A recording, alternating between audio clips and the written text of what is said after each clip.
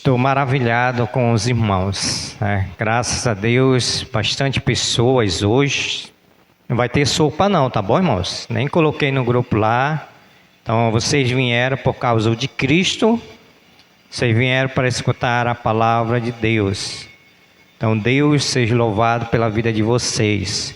É assim que tem que ser o culto. É assim que nós devemos vir para a igreja. Buscar a manifestação da graça e da misericórdia de Deus. Ok? Amém? Amém? Irmãos, vamos abrir nossas Bíblias para o livro que nós estamos estudando de Gênesis. Muito bem. Gênesis, nós estamos no capítulo de número 3. Colossenses, no capítulo de número 3. Nós saímos de um tema central, as evidências de uma verdadeira conversão. Agora nós iremos dar início para outro tema central, que é evidências da verdadeira santificação, que vai corresponder com esse texto que nós vamos ler. Colossenses, capítulo de número 3. Vamos ler novamente a partir do versículo 18 ao versículo 17, para o tema central, evidências da verdadeira santificação. Paulo vai dizer aos Colossenses, capítulo de número 3, quando ele diz: revesti-vos, pois, como eleitos de Deus, santos e amados, de ternos afetos de misericórdia, de bondade, de humildade, de mansidão, de longanimidade. Suportai-vos uns aos outros, perdoai-vos mutualmente, caso alguém tenha motivo de queixa contra outro. Assim como o Senhor vos perdoou, assim também perdoai vós. Acima de tudo isto, porém, esteja o amor, que é o vínculo da perfeição. Seja a paz de Cristo o árbitro em vosso coração, a qual também fostes chamados em um só corpo, e sede agradecidos. Habite ricamente em vós a palavra de Cristo. Instruí-vos e aconselhai-vos mutualmente em toda a sabedoria, louvando a Deus com salmos e hinos e cânticos espirituais, com gratidão em vosso coração. E tudo o que fizerdes, seja em palavra, seja em ação, fazei-o em nome do Senhor Jesus, dando por ele graças a Deus Pai. Até aqui a nossa leitura. Pedir para o pastor Mauri que nos faça uma oração, pedindo a iluminação do Santo Espírito de Deus.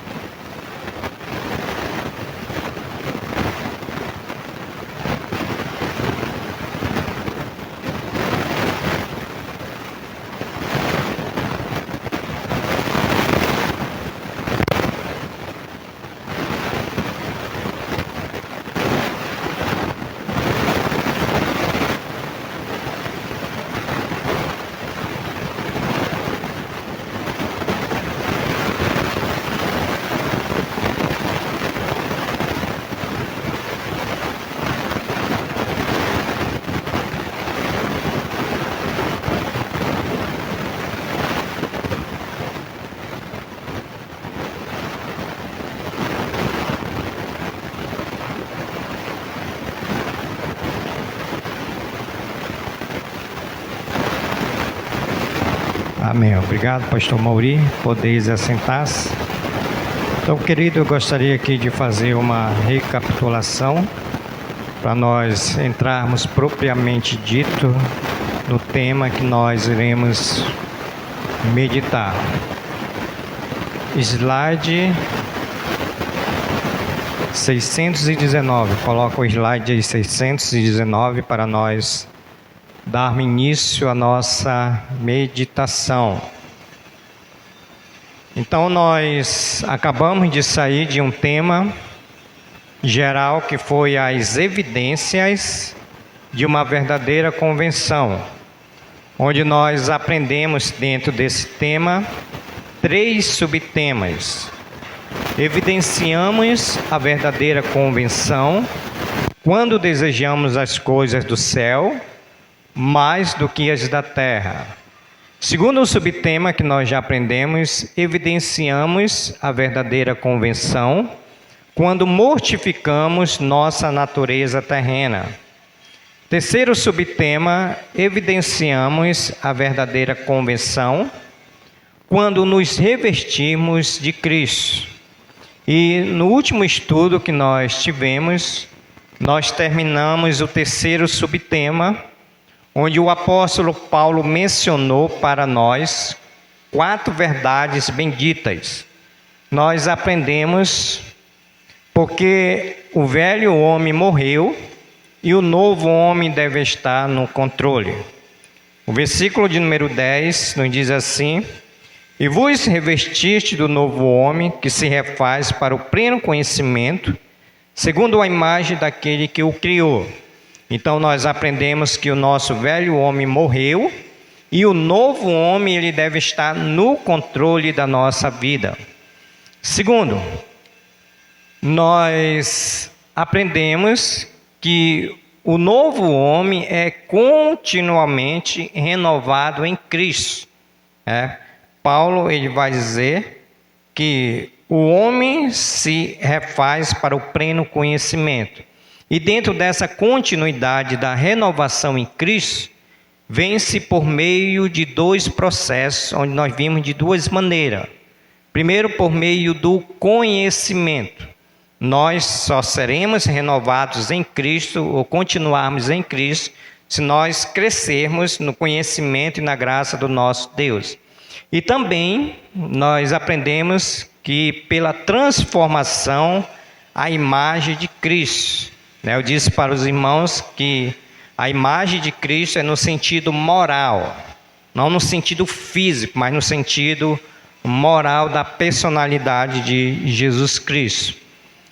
Terceiro, nós aprendemos, evidenciamos a verdadeira convenção quando nos revestimos de Cristo. E em terceiro lugar, Paulo vai dizer porque o velho homem morreu, o novo homem em Cristo desconhece muros de separação. Aí nós vimos aqui, pode passar aí, Igor? Paulo mencionou 4 barreiras que são quebradas em Cristo. A primeira barreira foi a barreira racial, quando Paulo vai dizer que em Cristo não há grego e nem judeu. A segunda barreira foi a barreira religiosa. Paulo vai dizer no versículo de número 11, em Cristo não há circuncisão nem incircuncisão. Então foi quebrada também essa barreira. A barreira cultural, ele vai dizer em Cristo não há bárbaro nem cita. E por último, barreira social, em Cristo não há escravo nem livres. E por último nós encerramos com a 4ª verdade, que porque o velho homem morreu e Cristo ele é tudo para nós. Quando Paulo vai nos dizer nessa carta de Colossenses que Cristo ele é o Filho amado de Deus, Cristo ele é a imagem do Deus invisível e o primogênito de toda a criação. Cristo ele é o eterno, onipotente Criador. Cristo ele é o cabeça da igreja. Cristo ele é o nosso Redentor. Cristo ele é a esperança da glória. Cristo ele é o detentor de todos os tesouros da sabedoria e do conhecimento. Cristo ele é a plenitude de Deus e Cristo ele é tudo em todos. Então foi isso que nós aprendemos na última mensagem. E assim nós encerramos o tema. Irmãos, hoje nós vamos dar início ao novo tema, que é as evidências da verdadeira santificação. Quando nós lemos aqui Colossenses capítulo 12, Paulo vai dizer que nós precisamos nos revestir como os eleitos de Deus e santos. Paulo nos evidenciou que nós precisamos evidenciar a salvação. Agora Paulo vai nos dizer que nós precisamos evidenciar a santificação. Por isso que o tema central é evidências da verdadeira santificação. Dentro desse tema, nós temos também 3 subtemas. O primeiro subtema, a santificação está fundamentada nas bênçãos singulares já recebidas de Deus. Segundo subtema, a santificação é um contínuo uso das vestimentas espirituais providenciadas por Deus. E terceiro subtema, a santificação é possível mediante o uso dos poderosos recursos ordenados por Deus. 3 subtemas dentro de um tema geral, evidências da verdadeira santificação. Então, para nós iniciarmos, nós vamos começar com o primeiro subtema, que é a santificação está fundamentada nas bênçãos singulares já recebidas de Deus. O que é que Paulo está nos dizendo aqui nesse texto?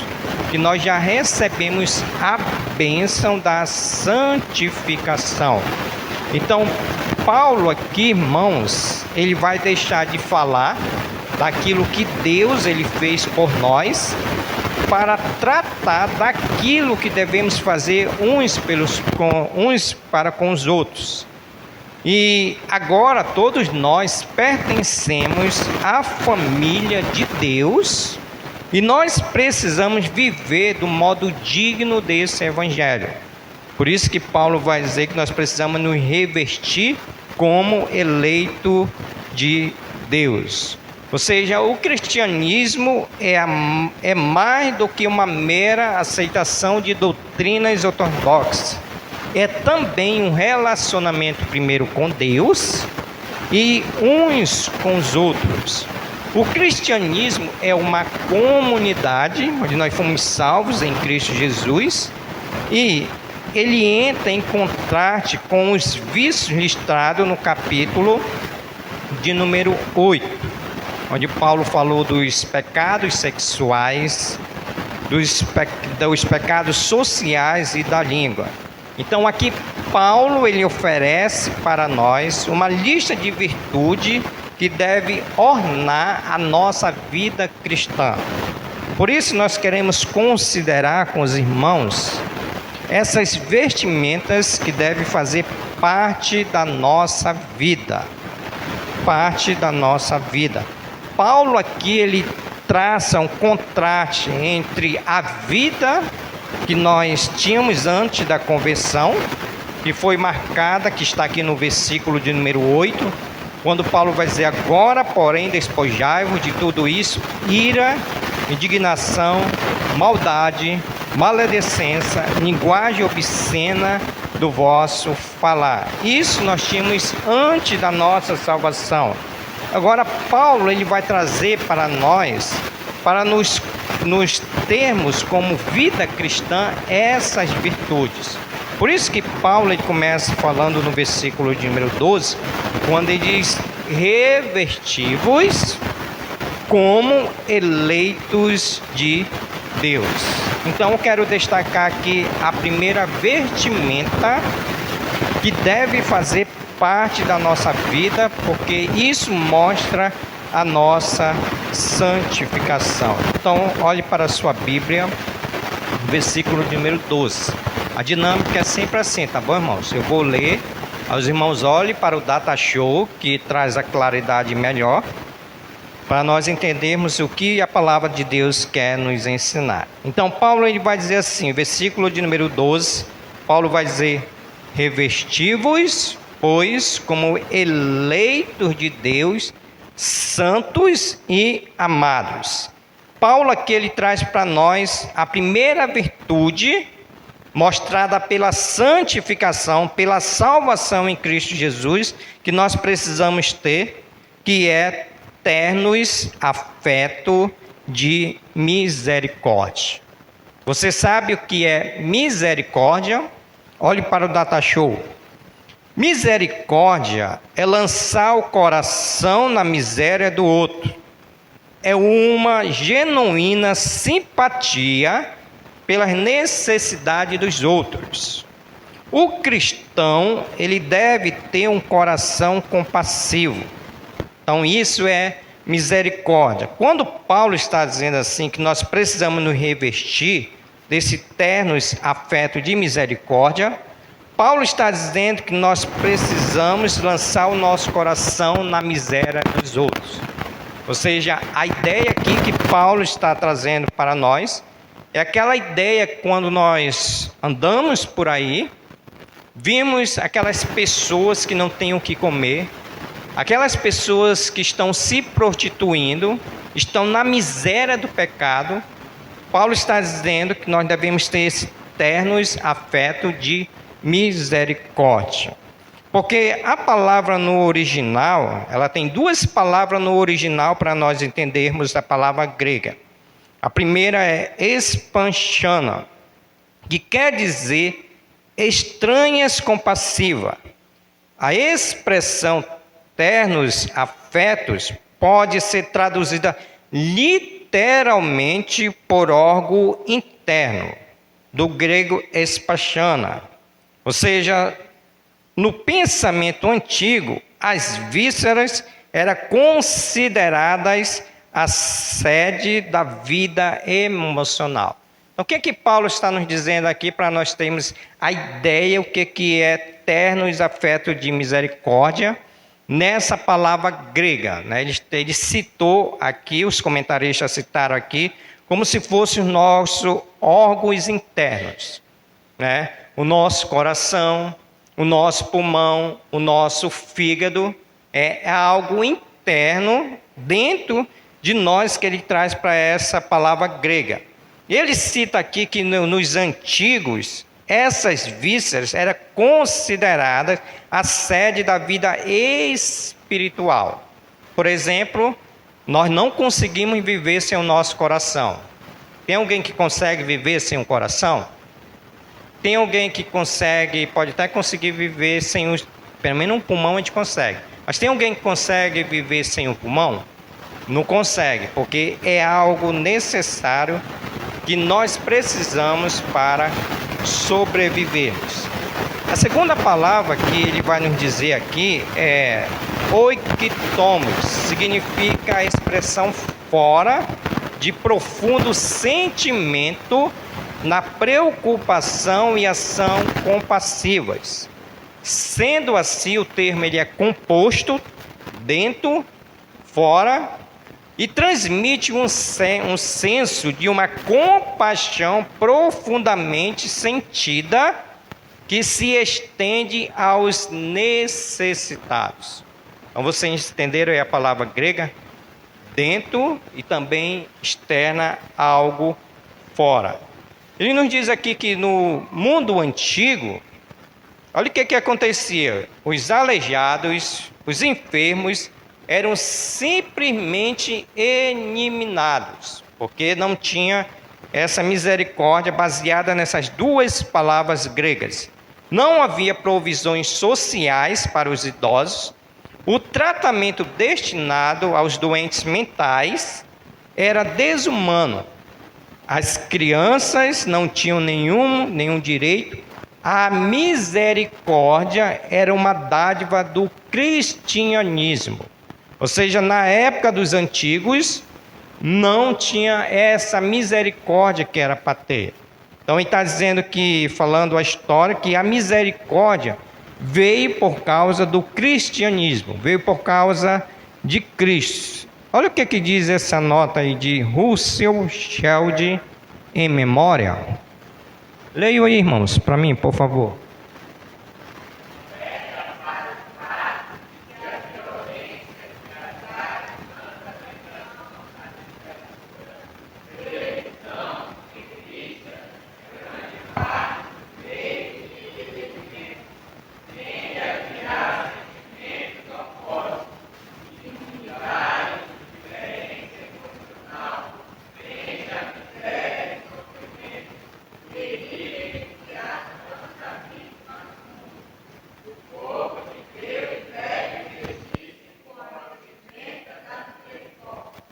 O que esse comentarista que já está no céu, Russell Shedd, ele está nos dizendo que a violência, a literatura, televisão, revista, grande parte dos meios de entretenimento cria dentro de nós um sentimento oposto, imune, indiferença emocional à frente da miséria e o sofrimento das pessoas. Então o que ele está dizendo? Por nós assistirmos isso, vemos isso, causa em nós o oposto daquilo que era para se ter a misericórdia, o qual ele está dizendo aqui, o povo de Deus deve-se vestir com a vestidura da misericórdia. O que é a misericórdia? É levar o coração à profunda necessidade das pessoas. Esses afetos de misericórdia pode ser visto na atitude de José. Vamos ver o que aconteceu com José? Nós temos aqui dois exemplos e o primeiro exemplo é o de José. Vamos lá para onde? Muito bem, quer dizer que os irmãos estão atentos aí ao slide, né? Gênesis, qual é o capítulo? Qual é o versículo? 1 ao 4. Aqui nós temos o exemplo de José, que usou dessa misericórdia qual nós estamos falando. Gênesis, capítulo 45, vamos ler do versículo 1 ao 4. Vamos ler todos juntos, hoje não tem aí, né, o programa, né? Então agora nós vamos para a Bíblia.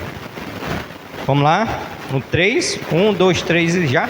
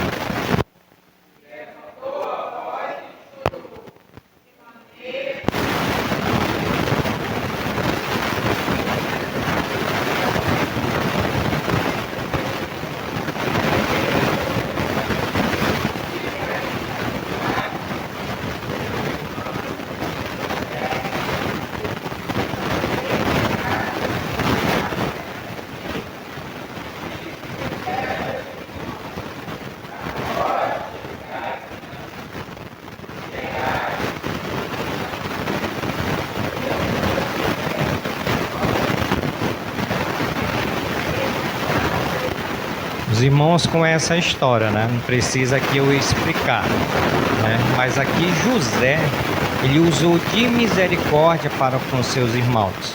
Então é um exemplo prático de misericórdia que nós temos para exercer com aqueles que precisam de misericórdia. Outro exemplo prático que nós temos, onde aqui está? Dois exemplos práticos. Lucas 10. Olha esse exemplo prático de misericórdia. É o bom samaritano. O bom samaritano.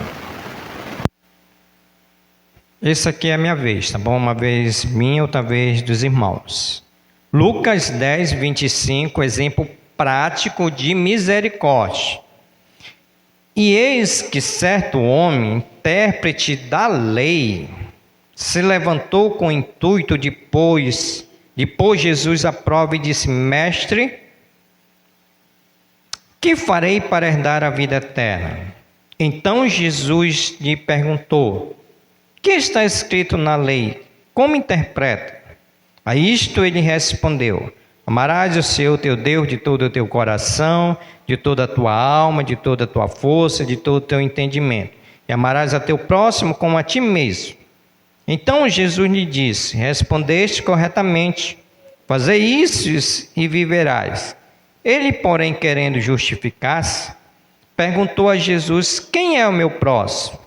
Jesus prosseguiu dizendo: certo homem descia de Jerusalém para Jericó e veio a cair em mão de salteadores, os quais, depois de tudo lhe roubarem e lhe acusarem muitos ferimentos, Retiraram-se, deixando-o semi-morto. Casualmente descia um sacerdote, olha o ofício do homem, por aquele caminho e vendo, passou a largo. Semelhantemente, um levita, olha o ofício do homem, levita, adorava a Deus, descia por aquele lugar e vendo-o também passou de largo. Certo samaritano que seguia o seu caminho, passou-lhe perto e vendo, compadeceu-se dele, teve misericórdia dele. E chegando-lhe, pesou-lhe os ferimentos, aplicando-lhes o óleo e vinho, e colocando sobre o seu próprio animal, levou para uma hospedaria e tratou dele. No dia seguinte tirou 2 denários e os entregou ao hospedeiro, dizendo: cuida deste homem, e se alguma coisa gastares a mais, tu indenizarei quando voltar. Qual destes 3 te parece ter sido próximo do que caiu nas mãos dos salteadores? Replicou-lhe o intérprete da lei: o que usou de misericórdia para com ele. Então lhe disse: vai, procede tu de igual modo. Então, tanto no caso de José, como no caso aqui desse samaritano, usou de misericórdia para com essas pessoas. Irmãos, também nós temos o exemplo de Jesus Cristo. Mateus, capítulo de número 9. Vamos ver se Jesus usou de misericórdia também. Mateus, capítulo de número 9. Estou trazendo aqui exemplos para os irmãos, para nós meditarmos sobre misericórdia e fazer a aplicação depois. Mateus capítulo de número 9, versículo 36, nos diz assim: vendo ele, Jesus, tá? Mateus 9, 36, vendo ele as multidões, compadeceu, teve misericórdia, compadeceu-se delas, porque estavam aflitas e exaustas como ovelhas que não têm pastor. Jesus Cristo aqui também usou de misericórdia para essas almas perdidas que estavam aflitas e exaustas como ovelha que não tinha pastor. Em Lucas também nós temos aqui uma viúva, no qual Jesus também se compadeceu dela. Lucas capítulo de número 7, versículo 13. Lucas, vamos pegar do versículo de número 11, o que estava acontecendo aqui. Em dia subsequente, dirigiu-se Jesus a uma cidade chamada Naim. Ia com ele os seus discípulos e numerosa multidão. Como se aproximasse da porta da cidade, eis que saía o enterro do filho único de uma viúva, e grande multidão da cidade ia com ela. Vendo o Senhor Jesus, se compadeceu, teve misericórdia dela e lhe disse: não chores. Aqui também Jesus, ele praticou a misericórdia. Hebreus, capítulo de número 4.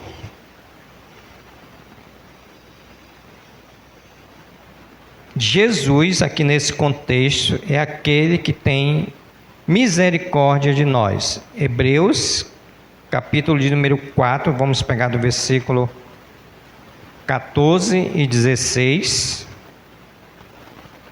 Tiraram da minha Bíblia, quem tirou? Ah, está aqui.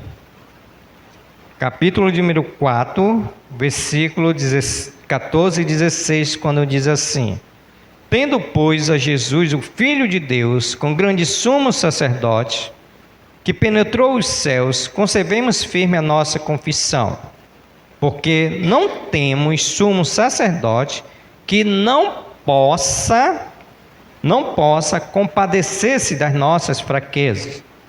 Antes, ele foi tentado em todas as coisas, a nossa semelhança, mas sem pecado.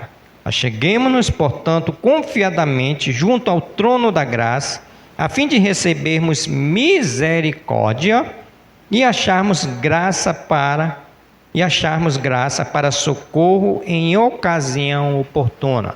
Então, José praticou a misericórdia, o bom samaritano praticou a misericórdia, Jesus praticou uma misericórdia, e Jesus, ele tem misericórdia de nós. Então, quando Paulo, irmãos, voltando para o nosso texto, ele está nos dizendo que nós precisamos nos vestir dessa roupa, chamados ternos afeto de misericórdia. Silas Falcão está correto ao dizer que o cristão, quando mais perto de Jesus estiver, tanto mais será cheio de compaixão pelos homens. Quando mais perto de Jesus nós estivermos, mais nós vamos ter misericórdia das pessoas.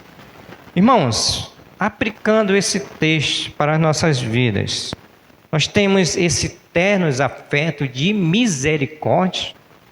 Nós somos aqueles que temos misericórdia das almas que estão indo para o inferno. Nós somos daqueles que têm misericórdia quando as pessoas estão passando necessidade. Nós ajudamos, nós temos essa misericórdia que Paulo está nos dizendo que nós devemos nos vestir desses ternos afetos de misericórdia. Nós temos, isso é uma evidência que nós temos a verdadeira santificação, porque Paulo está dizendo que nós precisamos nos revestir como eleitos de Deus, que já tem essa santificação, porque nós somos santos e amados, mas precisamos ter ternos afetos de misericórdia. Então nós precisamos ter misericórdia daqueles que estão passando necessidade, nós precisamos ter misericórdia dos nossos irmãos. O Senhor Jesus Cristo vai dizer lá no Sermão da Montanha, Sermão do Monte, ele diz: bem-aventurado aqueles que têm misericórdia, porque qual é a promessa? Alcançarão misericórdia. Então Deus, ele tem misericórdia de nós todos os dias. Por isso que a palavra do Senhor vai dizer que por causa da misericórdia do Senhor é que nós não somos consumidos. E por que nós não temos misericórdia dos nossos irmãos? Por que nós não temos misericórdia das almas perdidas? Ver a miséria que ele está passando e pregar o evangelho para essas pessoas. Por que não temos essa misericórdia? Eu achei interessante que essa nota aqui de Falcão, que ele diz: quanto mais perto de Jesus nós estivermos, nós vamos ter misericórdia daquelas pessoas. A aplicação é, meus irmãos, que muitas das vezes nós estamos longe de Jesus. Se nós estivermos longe de Jesus, nós não vamos ter misericórdia. Em segundo lugar, que Paulo nos está dizendo que nós precisamos vestir essa vestimenta, Paulo vai dizer no versículo de número 12: revesti-vos, pois, como eleitos de Deus, santos e amados, de ternos afetos de misericórdia. Agora de quê? De bondade. Bondade é exatamente o oposto da malícia ou maldade mencionada no versículo de número 8. Olha o que Paulo vai dizer no versículo número 8. Agora, porém, despojai-vos igualmente de tudo isto: ira, indignação, maldade. Paulo está dizendo que é o contrário do que Paulo está dizendo no versículo de número 8. Ou seja, os antigos escritores defendiam, ou melhor dizendo, definiram a bondade como a virtude do homem para querer o bem ao próximo. Quando eu sou bondoso, eu quero o bem do meu próximo. Ser bom é ser benevolente para com os outros, como Deus tem sido para conosco. Nós estamos respirando, nós viemos para a igreja, é pela bondade de Deus. A bondade, ela toma a iniciativa em responder generosamente às necessidades dos outros. Lembra lá o texto que nós meditamos na semana de oração que nós tivemos aqui? As igrejas pobres, né, de Jerusalém queriam ajudar os irmãos pobres da Judéia. Então isso é bondade. Olha a palavra grega, que quer dizer... Às vezes eu não consigo ler, irmão, me perdoe, tá? Mas vou tentar ler. Difícil.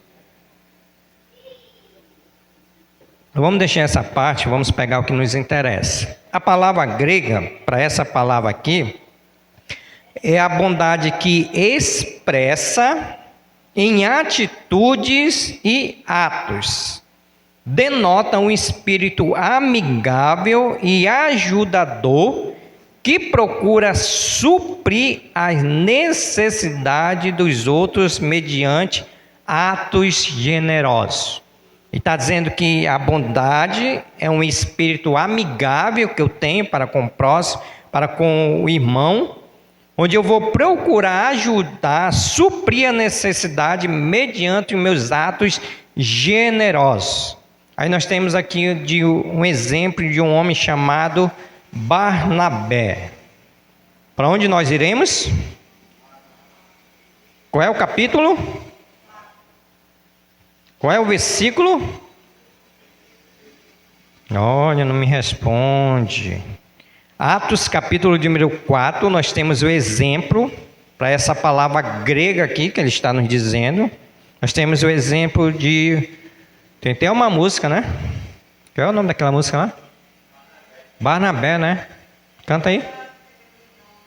A gente poderia cantar assim: era seu nome, Igreja Batista da Febril Celeste. Atos capítulo 4, versículo 36 e 37. José, a quem os apóstolos deram o sobrenome de Barnabé, que quer dizer filho de exortação, levita, natural de Chipre, como se tivesse um campo vendendo, trouxe o preço e depositou aos pés dos apóstolos. A bondade dele era tão grande que ele tinha uma propriedade, ele vendeu e depositou aos pés dos apóstolos, que é aquela ideia lá dos nossos irmãos novos convertidos. Olha o capítulo de número 15, ainda de Atos, versículo 37. Na prática, o que é ser bondoso? Atos 15, 37. E Barnabé queria levar também a João chamado Marcos. Esse aqui é o contexto da segunda viagem de Paulo, onde houve uma separação. E Barnabé, pela sua bondade e misericórdia, também queria levar Marcos. Então, nós temos aqui a bondade na prática.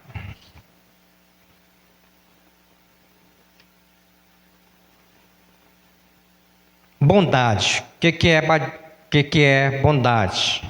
É tomar a iniciativa em responder generosamente às necessidades dos outros.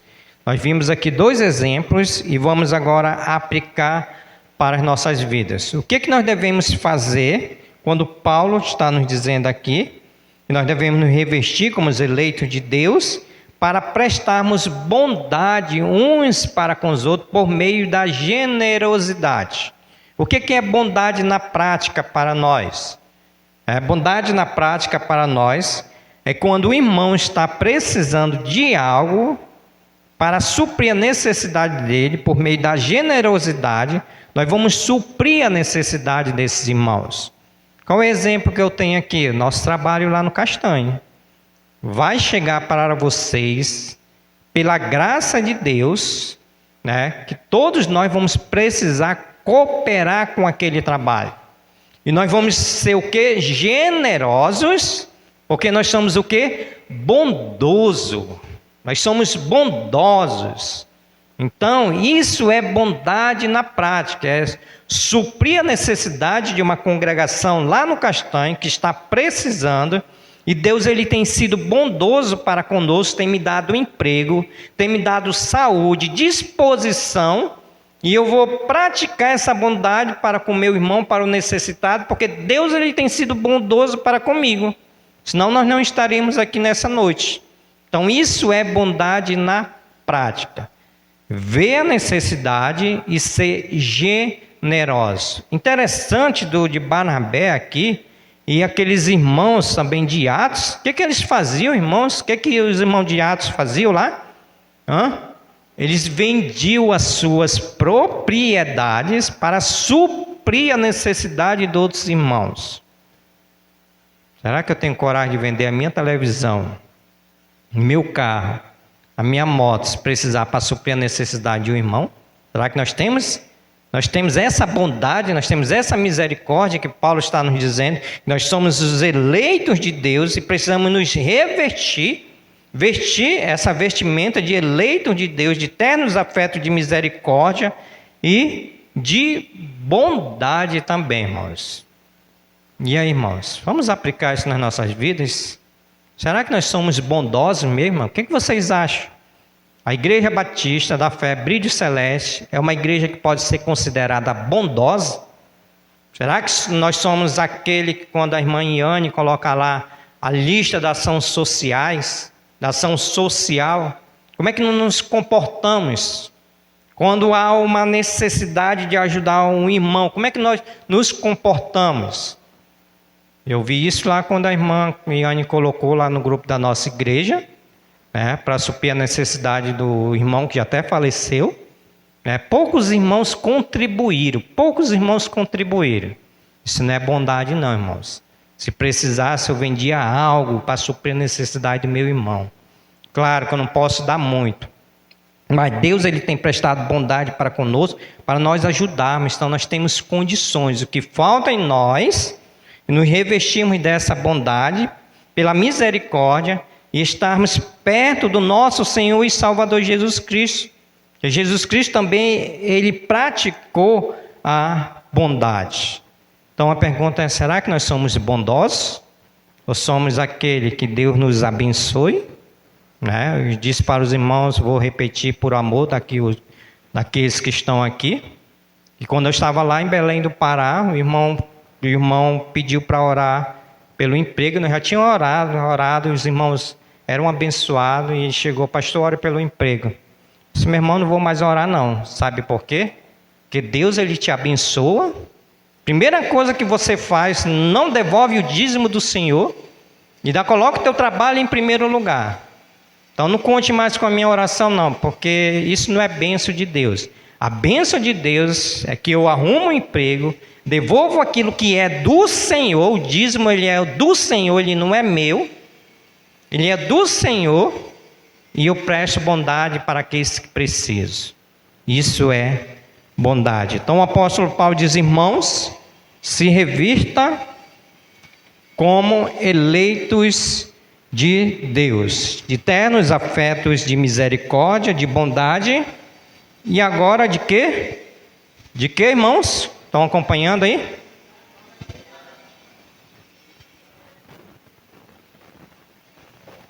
Humildade. Palavra grega para humildade. Humildade é uma virtude criada e introduzida no mundo pelo cristianismo. Humildade é uma virtude criada e introduzida no mundo pelo cristianismo. A humildade não era considerada uma virtude, mas uma fraqueza. Era tratada com desdém e não incentivada como virtude. O que ele está dizendo? Que a humildade nos antigos era tratada não como uma virtude, mas como uma fraqueza.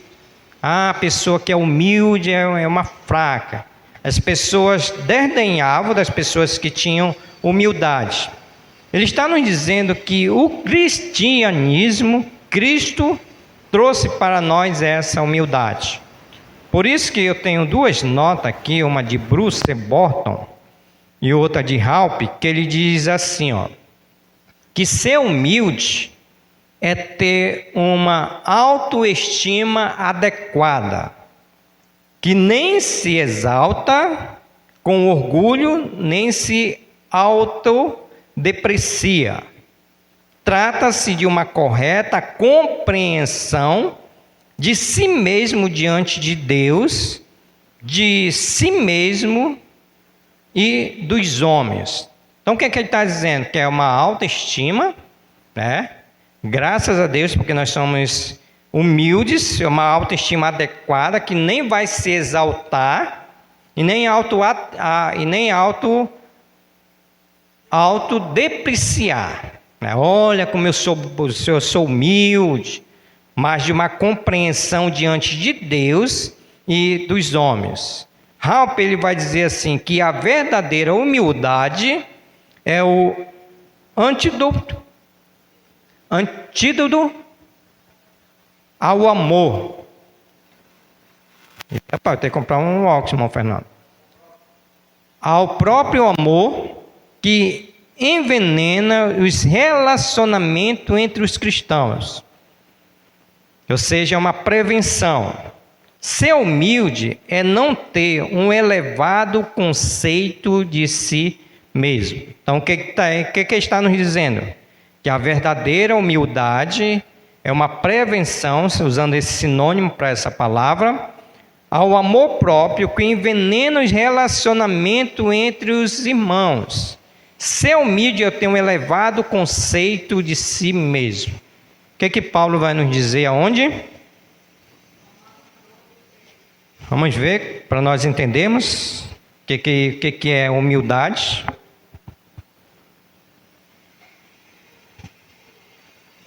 Romanos 12, 3. Amém? Porque pela graça que me foi dada, digo a cada um de vós, que não pense de si mesmo além do que convém. Antes, pense com moderação, segundo a medida da fé que Deus repartiu a cada um de nós. Paulo está falando dos dons espirituais. Paulo está dizendo que esses dons é pela graça de Deus. E Paulo está dizendo que por meio desses dons, nós não devemos pensar de nós mesmos além do que convém. Olha, vamos pegar um dom aqui para nós trazer como exemplo. Um dom de misericórdia. Isso é um dom de misericórdia, que tem nessa lista aqui embaixo. Não, vamos pegar o de contribuir, aqui no versículo de número 8. Paulo está dizendo assim: irmãos, vocês não pensem de si mesmos, como convém. Ou seja, a ideia aqui que Paulo vai dizer: olha, está vendo aí como eu contribuo? Está vendo aí como eu sou tal? Está vendo aí que eu contribuo mais do que todos os irmãos? Então, Paulo está dizendo: não pense, versículo de número 3, que não pense de si mesmo além do que convém, porque nós temos essa misericórdia. Antes, ou melhor dizendo, essa humildade. Antes, pense com moderação, segundo a medida da fé que Deus repartiu a cada um. Ou seja, o mesmo dom da contribuição, da exortação, da dedicação, da misericórdia, o mesmo dom, ele é para todos. Então, isso nos indica que nós não somos melhores do que os outros. Estamos no mesmo patamar. Amém? Estão entendendo? Olha esse exemplo aqui. Lucas, nós temos o exemplo aqui do centurião romano que disse para Jesus que não era digno de entrar na sua casa. Lucas, capítulo de número 7, versículo de número 6. Lucas 7, 6.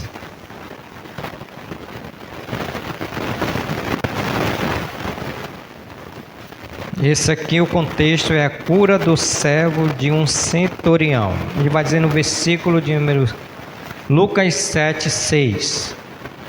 Então foi Jesus com eles, E já perto da casa, o centurião enviou-lhe amigos para lhe dizer: Senhor, não te incomodes, porque não sou digno, olha aqui que ele está dizendo, não sou digno de que entres em minha casa.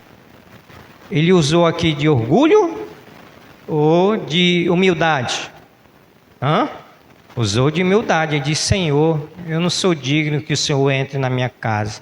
Tão humilde que esse homem era.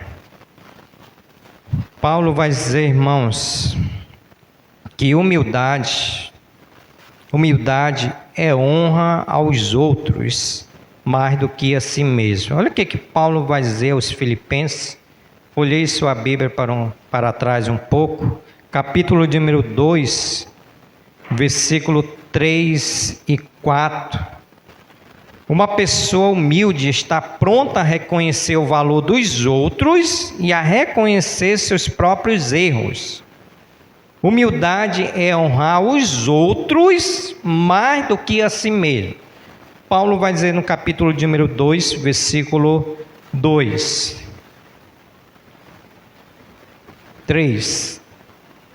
2 Filipenses 2:3. Nada façais por partidarismo ou vanglória, mas por quê? Mas por humildade, considerando cada um aos outros superiores a si mesmo. Versículo 4. Não tenha cada um em vista o que é propriamente seu, senão também cada qual o que é dos outros. Paulo está dizendo: irmãos, não faça nada por partidarismo. Irmãos, não se glorie, mas tudo que você fizer, faça por humildade, considerando cada um superiores a si mesmo.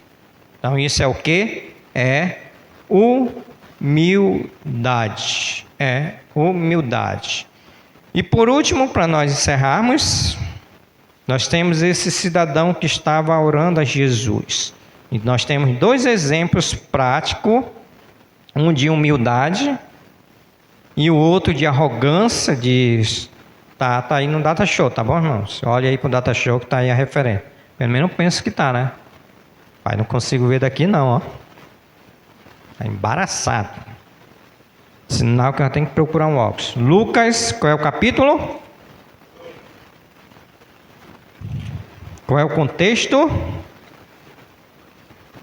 Publicano e fariseu. Temos 2 exemplos práticos de arrogância, soberba e um prático de humildade. Vamos pegar do versículo de número 9, para nós pegarmos esses 2 exemplos práticos, um de humildade e o outro que queria ser superior ao outro. Lucas 18:9.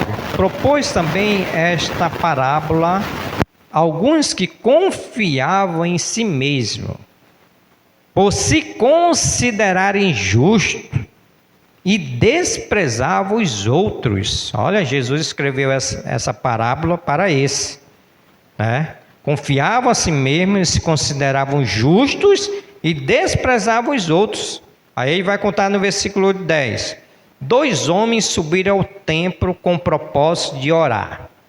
Um era chamado fariseu e o outro o publicano. Olha essa humildade aqui. O fariseu, posto em pé, orava de si para si mesmo desta forma: ó Deus, graças te dou, porque não sou como os demais homens, roubadores, injustos e adúlteros, nem ainda como este publicano. Olha essa oração, irmãos, né? Orava de si para si mesmo, falando essas coisas que não era com... Acho que aqui foi aquele... Acho que Jesus aqui morreu pelo pecado pleno dele. Acho que ele não tinha nem mais nenhum pecado, né? Quer dizer, não sou como os mais homens, roubadores, injustos e adultos, nem ainda como este publicano. Olha o que ele diz no versículo de número 12: jejuo 2 vezes por semana e dou o dízimo de tudo quanto ganho. Beleza, bacana, legal. O publicano, estando em pé, longe, não ousava nem ainda levantar os olhos aos céus, batia no peito. Essa expressão bater no peito hoje é uma expressão que eu sou o cara, né? Aqui não, batia no peito aqui era uma expressão de reconhecer que era fraco. Batia no peito dizendo: ó Deus, ser propício a mim, pecador.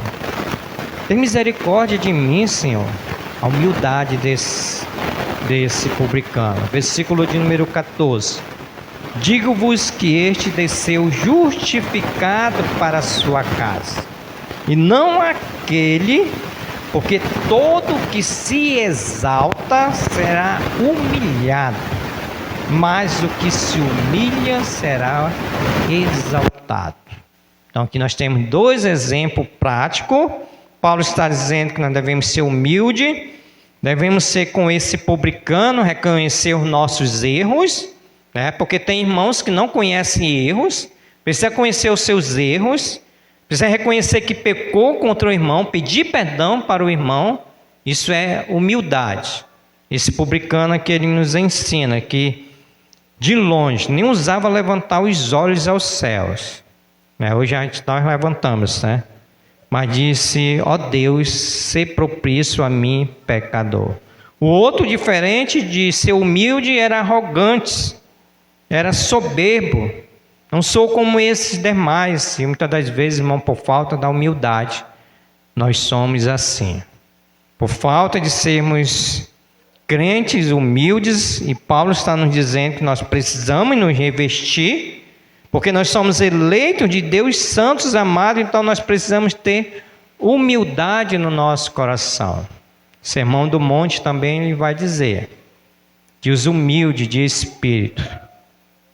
Isso eu não tenho decorado não, preciso ler. Mateus capítulo de número 5, versículo 3: bem-aventurados os humildes de espírito, porque deles é o reino dos céus. Felizes são aqueles que são humildes de espírito, porque eles são salvos. Ele tem a verdadeira santificação. E Paulo está nos dizendo que nós precisamos nos revestir de humildade. Irmãos, aplicando para as nossas vidas, a Igreja Batista da Fé Brilho Celeste é uma igreja humilde, é uma igreja que diz: eu reconheço o meu pecado, eu reconheço que eu preciso de Deus, eu reconheço que eu preciso de Ti, meu irmão, eu reconheço que somos humildes, como Jesus, Ele é humilde, e nós precisamos praticar a humildade. A Brilho Celeste ela é uma igreja humilde, irmão. Nós podemos considerar que a Brilho Celeste é uma igreja humilde, por esses padrões aqui que ele está nos dizendo, que a humildade é uma virtude introduzida pelo cristianismo. A humildade é reconhecer aquilo que nós somos. Nós somos miseráveis pecadores, que precisamos um dos outros. Não cabe para nós a arrogância, a soberba. Irmãos, eu estou com uma pessoa aí que eu estou orando todos os dias, mas já está com uma semana que eu telefono, mando mensagem, a pessoa só faz visualizar e não me responde. Digo, mando mensagem, visualiza, dia desse cheguei até a mandar para a esposa dessa pessoa. Ela também visualizou, também não respondeu. Falta de humildade. Falta que nós precisamos um dos outros.